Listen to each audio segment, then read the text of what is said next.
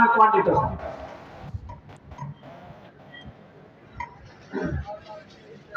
जय भीम। मैं समझ सकता हूं बहुत गर्मी है और आप बहुत देर से खड़े हैं, बहुत देर से इंतजार कर रहे हैं, पर ये बाबा साहब का मूवमेंट बहुत साल पुराना है, तो दिल्ली तक आवाज पहुंचानी बहुत जरूरी है। तो साथियों, ऐसा जय भीम करेंगे कि पार्लियामेंट की दीवारें हिल जाएं। तो एक बार और जय भीम। साथियों, सबसे पहले मैं यहाँ मौजूद इतनी बड़ी संख्या में हमारी माताएं बहनें अपना कीमती समय निकालकर आप हमें आज यहाँ सुनने आई हैं, तो आप सभी को मैं तहे दिल से धन्यवाद करना चाहता हूँ।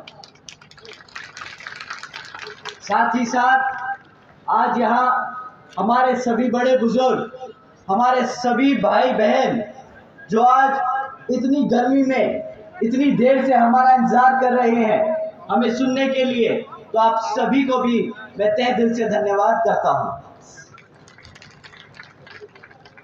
आज ये लोकसभा चुनावी जनसभा को सफल बनाने के लिए हमारे सभी कमिटी, सभी पार्टी के पदाधिकारी, सभी कार्यकर्तागण, हमारे सभी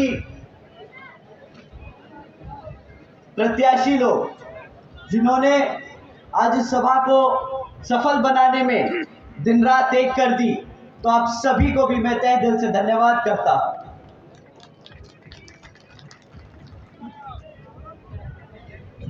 साथियों, आज मैं अपने सभी संतों, गुरुओं, महापुरुषों को भी, जिसमें खासकर महात्मा ज्योतिबा फूले, छत्रपति शाहू जी महाराज, नारायण गुरु, पेरियार रामास्वामी जी, बाबा साहब डॉक्टर भीमराव अंबेडकर जी एवं मान्यवर साहब श्री काशीराम जी को नमन करता हूं। साथियों, इस लोकसभा के संबंध में जरूरी बात आप लोगों के बीच में रखने से पहले मैं बहुजन समाज पार्टी की राष्ट्रीय अध्यक्ष व उत्तर प्रदेश की 4 बार मुख्यमंत्री व पूर्व सांसद आदरणीय बहन जी के नाम से लोकप्रिय आदरणीय बहन कुमारी मायावती जी को पूरे तहे दिल से आभार प्रकट करता हूं।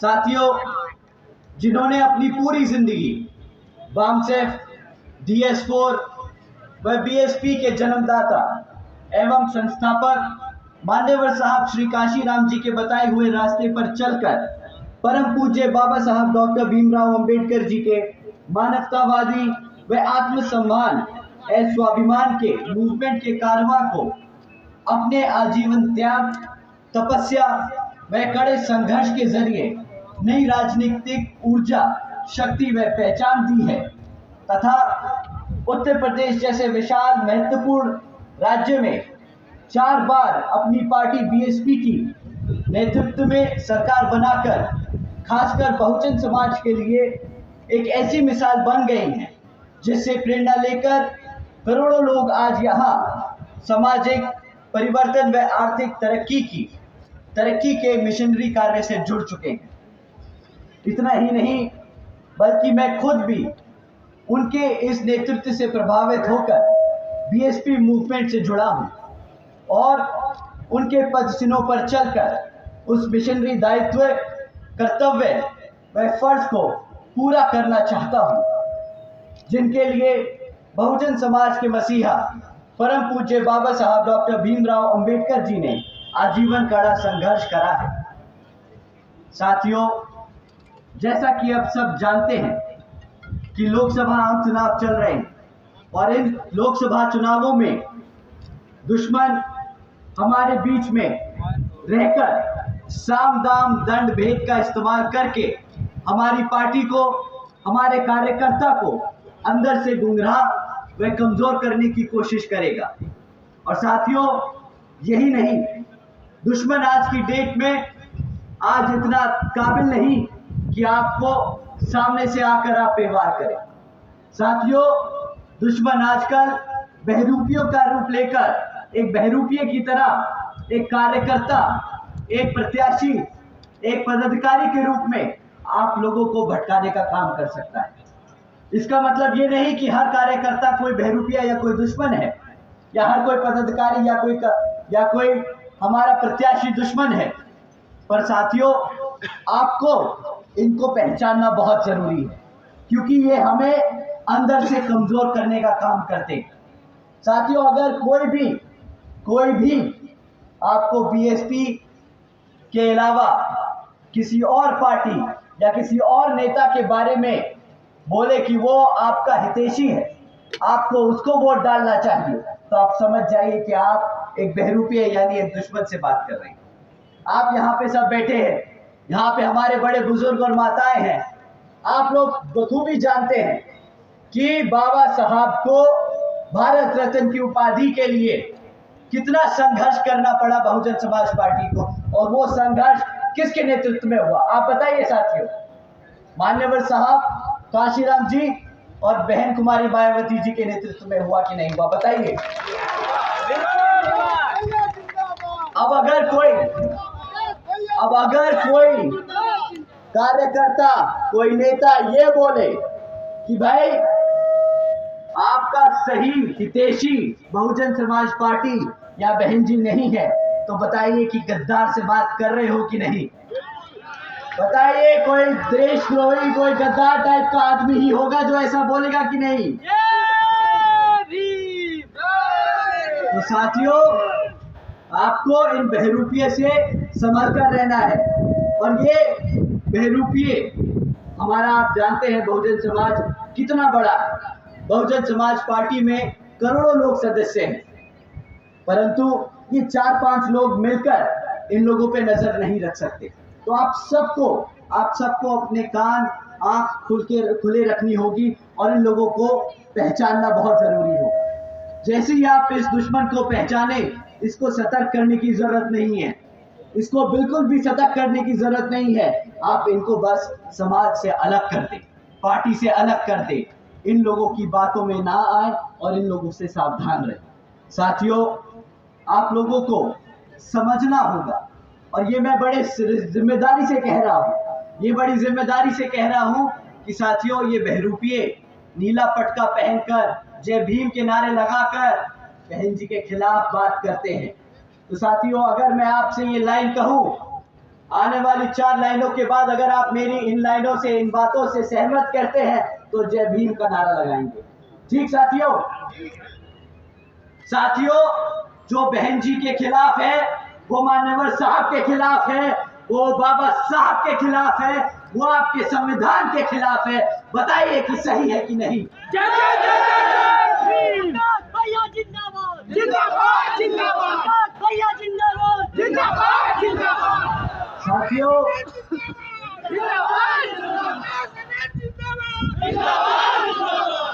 साथियों, बहुजन समाज पार्टी सालों से यहाँ पर अपने कार्यकर्ता के तन बल और धन से चलती आई है। आप मानते हैं ना कि आपका दिया हुआ 10-10, 20-20, 100-100 रुपया चंदा इकट्ठा कर करके ये मूवमेंट चलाया गया है। परंतु दुश्मन गुमराह करता है, आपको गलत फहमियां पैदा करता है, कहता है कि ये तो पार्टी और लोगों के पैसों से चल रही है, ये पार्टी दुश्मनों के पैसों से चल रही है। साथियों, हकीकत तो ये है कि दुश्मन की पार्टियां, विरोधी पार्टियां जैसे बीजेपी, कांग्रेस और समाजवादी पार्टी जैसी अन्य पार्टियां इलेक्ट्रल बॉन्ड्स के द्वारा यहाँ पर चंदा लेती है, बड़े बड़े धरना सेठों से चंदा लेती है। परंतु इस इलेक्ट्रल बॉन्ड्स में आप जानते हैं किस एक राष्ट्रीय पार्टी का नाम नहीं था। आप तो ऐसे बोल रहे हो जैसे शर्म की बात है, गर्व की बात है कि नहीं, और ऐसे नाम लीजिए जैसे पूरे भारत को पता किसके चलती है।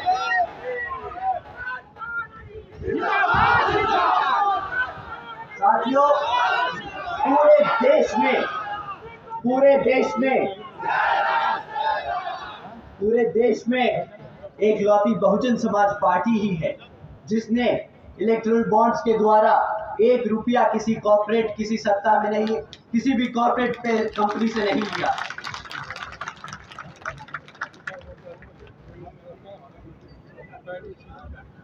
माफ कीजिएगा, शायद मकड़ी चल रही है। ये मकड़ियां भी ऐसी जाल बांधती हैं जैसे यहाँ पे विपक्षी पार्टियां। कोई बात नहीं, हमें कुचलना आता है। क्यों साथियों, कुचलना आता है ना। ये हाथी जब कदम रखेगा तो ऐसे जैसे छुटबइये सब निपट जाएंगे। साथियों,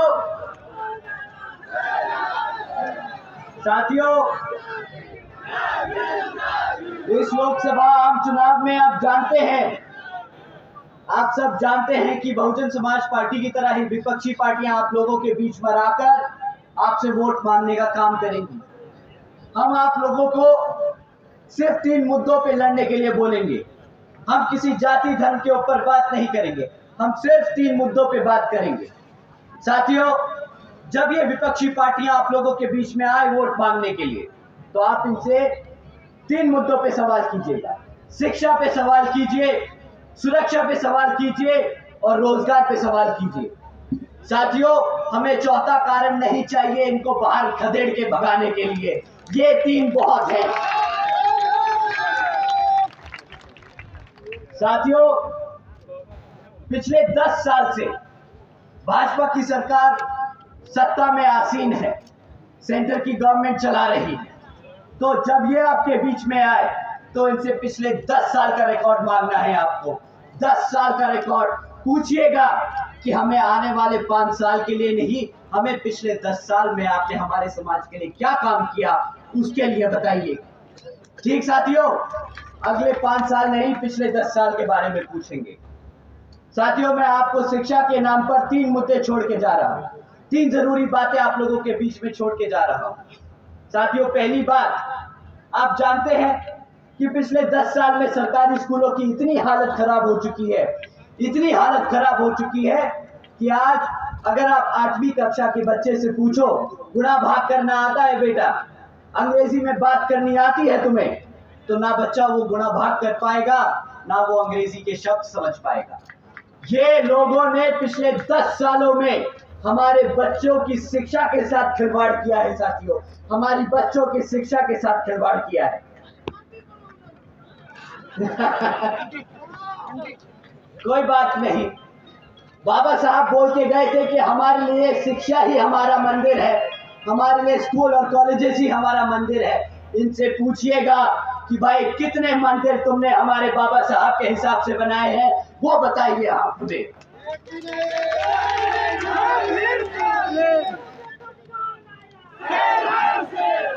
साथियों, शिक्षा के नाम पर ये आपको डिजिटल इंडिया की बात करेंगे, शिक्षा के नाम पे आपको डिजिटल इंडिया का नारा देंगे, पर साथियों डिजिटल इंडिया के नाम पर जो मजाक किया है वो भी आप लोगों को पता होना चाहिए। साथियों, आप जानते हो 65% सरकारी स्कूलों में 65% सरकारी स्कूलों में आज एक कंप्यूटर की फैसिलिटी नहीं है, एक कंप्यूटर तक नहीं है इन स्कूलों में। कैसे हमारा बच्चा कंप्यूटर या टेक्नोलॉजी के बारे में जानेगा? ये हमारे बच्चों को स्टार्टिंग से ही, बचपन से ही ये इन्हें शिक्षा में कमजोर रखना चाहते हैं। आप जानते हैं क्यों? क्योंकि आप जैसे कि आप जानते हैं कि अगर कोई बच्चा, कोई भी समाज को अगर आप तोड़ना चाहो, खत्म करना चाहो, तो उसको उसके इतिहास से दूर कर दो, उसको पढ़ाई लिखाई से दूर कर दो। इन्होंने वही किया है, इन्होंने हमारे बच्चों को शिक्षा से दूर रखा है, हमारे को हमारे इतिहास से दूर रखने की कोशिश करी है। ये लोग चाहते ही नहीं कि कभी हम अपने पैरों पर खड़े। स्कॉलरशिप के नाम पे मजाक किया, अरे भाई स्कॉलरशिप के नाम पे कटोरा थमाया है आपको, कटोरा।